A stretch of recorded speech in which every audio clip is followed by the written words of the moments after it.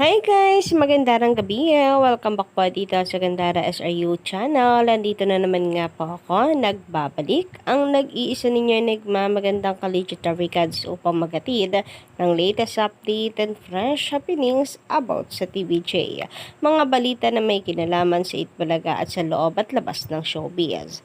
Kaya naman kung isa ka sa mga hindi pa nakaka-subscribe sa akin channel, maaari lamang na pindutin po ninyo ang subscribe button and the notification bell para mag-i-updated at una ka sa nilalabas nating balita. Samantala, ang atin nga pong mainit na pag-uusapan na para po sa gabing ito ay pumapatungkol nga po mga kadarwigads dito sa Showtime na kung saan kumalap nga po ng samot-saring reaksyon mula po sa mga netizens. Siyempre, nandyan po ang kanilang mga taga-suporta at hindi rin po mawawala ang kanilang mga bashers. So, pumapatungkol nga po ito sa financial status ng Showtime sapagkat nanghihiram na nga raw po ito or nanghihingi na sa GMA Network ng props para sa kanilang segment. Nako, bakit kaya may ganito? So, nabanggit nga po dito ang kaaway natin, ang tahanan pinakamasaya ng Tape Inc. At ang Family Feud na magiging katapatan naman po ng wawawin pang nagkataon. So, sabi dito ni Vice de Umano, Ma'am Annette, pahiram naman ng mga hindi na ginagamit ng tahanang pinakamasaya at saka Family Feud. In short, materyales po ito, collegiate recads. And yun nga, napag-alaman po natin na buzzer pala ang hinihiram nito si Vice Ganda. So, during po pala ito ng isa nilang segment, ang kung ako nagkakamali ay showing bulilit. Na kung saan sabi nga po ni Chang Ami ay pwede na raw pong sumagot in 3, 2, 1 action. Kaso, nung pumindot daw ang mga host sa buzzer, natawa si Chang Ami dahil wala ni isang gumana sa mga buzzer. And dito na nga humirit si Vice Ganda na pahiram nga daw po ng mga hindi na ginagamit ng tahanang pinakamasaya o kaya ay Family Feud. So dahil dito mga kadawikads, umulan po ng samot-saring reaksyon talaga. May mga nagsasabi na wala na daw ba talagang budget ang Showtime.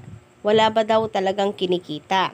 And kung matatandaan po natin, itong mga nakaraang araw, pinag-uusapan po yan sa social media na kung kita lang daw ang pag-uusapan, mas malaki ang kita ng Itbulaga dahil marami daw po naghahati-hati sa kita ng Showtime na kung tutusin, ang malakas lang naman sa kanila ay commercials. Pero major sponsors, wala po sila gasino.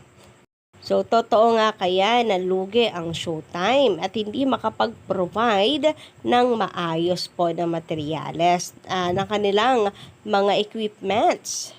Meron pang hindi natuwa sa ginawa pong biro ni Vice Ganda sapagkat parang pinapalabas nga daw po niya na pinapabayaan sila ng ABS-CBN. Hindi na daw nahiya at sa GMA pa talaga lumapit. Meron pang nagbigay ng example na nagtitipid ang Showtime at wala daw talagang budget. Sapagkat ang screen, ang LED screen nga daw po nila, lalo na kung ipofocus po sa mukha ng mga host, kitang-kita nga daw po ang galos nito. So, sana naman daw ay ayusin nila ito kasi hindi daw po maganda tingnan.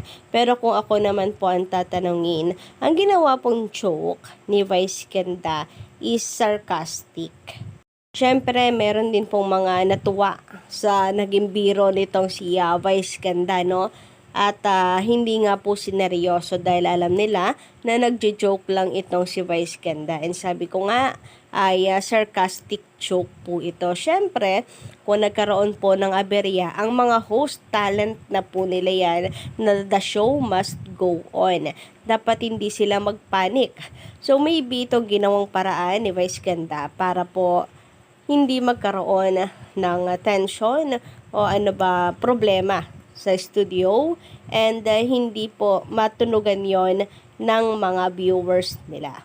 So, ganito rin naman ang ginagawa po ng TVJ. Magaling po silang sumalo ang mga digit records. Ang mga technical problems, ang hirap po talaga niyan na iwasan. Ang hirap po talaga niyan kontrolin. Kasi nangyayari. So, I'm not a Showtime defender ha. Ulitin lang po natin. Baka meron pong mag-comment. It's just that ayoko pong ilagay ang Itbulaga sa ikapapahamak po nila na ako pa magiging dahilan para sugurin po ng bashers ng EB. Kasi to be honest, nangyayari naman po talaga yung mga technical problems. Pero alam niyo naman, ang mga toxic na panatiko po, mga basher po ng Itbulaga. Mamaya po, babalik ta rin na naman po tayo niyan, mga kadarikads, at kanilang idadamay ang Itbulaga. Sasabihin na ganito ang Showtime, magaling magsalo ng mga ganitong incidents, samantalang sa Itbulaga, bla bla bla bla bla bla, hanggang sa kanila pong palalalimin ang issue. Kaya ngayon pa lamang, tinutuldukan at sinusupalpal na po natin sila hanggat maaga. So sabi nga po dito ng netizens, buhahaha, ano yun, merais nyo? Yan ba ang mataas ang ratings? Puro kayo hiram. Nang hiram na nga kayo ng network, nang hihiram. Hinihiram pa ninyo ang gamit ng ibang show sa GMA. Ganyan talaga. Ang sasapitin niyo kasi wala kayong network. Black timer lang kayo. Pasalamat pa nga kayo. Pinatuloy kayo ng GMA at TV5. Kahit nasa GMA 7 na kayo, iwinawagay pa rin ninyo ang ABS-CBN. And walang utang na loob kayo. Kayo pa ang inakay, kayo na ang inakay, kayo pa ang nanghihiram or naghahari-harian ng tiyan. Sabi naman dito, minsan hindi na din maganda mga jokes mo. Hindi ka ba nahihiya sa mga ABS-CBN boss mo na parang pinapalabas mo na tinitipid kayo? Kaya kung minsan nawawala na din ako ng gana na panoorin kayo. So ilan lamang po yan sa masyado pong sineryoso ang jokes ni Vice Ganda na it's supposed to be sarcastic joke. Kayo ba guys, ano ang inyong say patungkol po sa usaping ito? Nako, ako basta sana lang wag po nilang madawit-dawit ang Itbulaga dito. Samantala, sabi naman ng ating commentor na si Nora Ravelo hinggil sa nagdaan nating update, yung mga nagre-reklamo na walang guest, hindi mga legit Darikads yan. So, shout out po pala sa inyo, Miss Nora.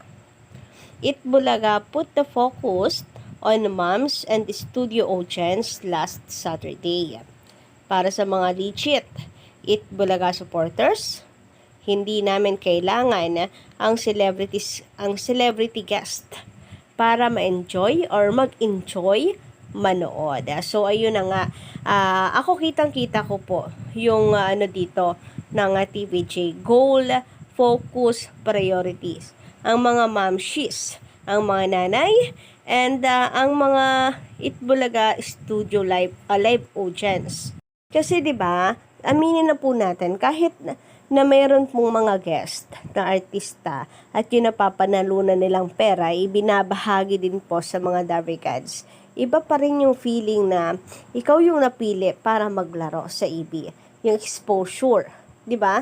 Iba pa rin. The best po yon. Once in a lifetime na panood ka sa television and nakapaglaro ka sa EB. So, nakikita ko na yun ang gusto pong makita ng TVJ, ang mga ngiti at nag-enjoy ang mga audience sa kanila, sa ginagawa at inihanda nilang sorpresa para po dito. Samantala, sabi pa dito naman ni Joey Aves Cruz, magandang gabi. Itbulaga, ayusin niyo po ang problemang ito. Malaking kasiraan po sa inyo yan. Puputaktahin na naman po kayo ng basher. Sabihin na naman walang pera ang Itbulaga kasi nagkakaproblema sa contestant na wala ng premyo na maibigay. So, ayun na nga po, Kadavrikads. Sana po maayos, no? Maybe na busy lang din pong staff. Hindi po natin alam ang punot dulo, pero yun nga, sana po makarating at maayos po ito finally. Alam niyo naman ng mga bashers na yan, grabe po. Marang mga kabote na bigla na lang po nagsusulputan para po masiraan ang Itbulaga. So, nag-aabang pa din po ako ng update tinggal po dito, Handa ba nag-aabang kalakip doon? Syempre, ang akin pong panalangin na sana ay maresolbahan po ang problema at reklamo na ito. Nakapublic po kasi yung reklamo. So, bilang legit Tabricans, mapapaisip ka rin. At slightly mangangamba kung ano po ang nangyayari. Anyway, yun lang po guys ang ating update para po sa gabing ito. Pa-comment lang po sa baba ang inyo pong mga reaksyon at saloobin. Maraming salamat and don't forget to click the subscribe button and notification bell for more updates.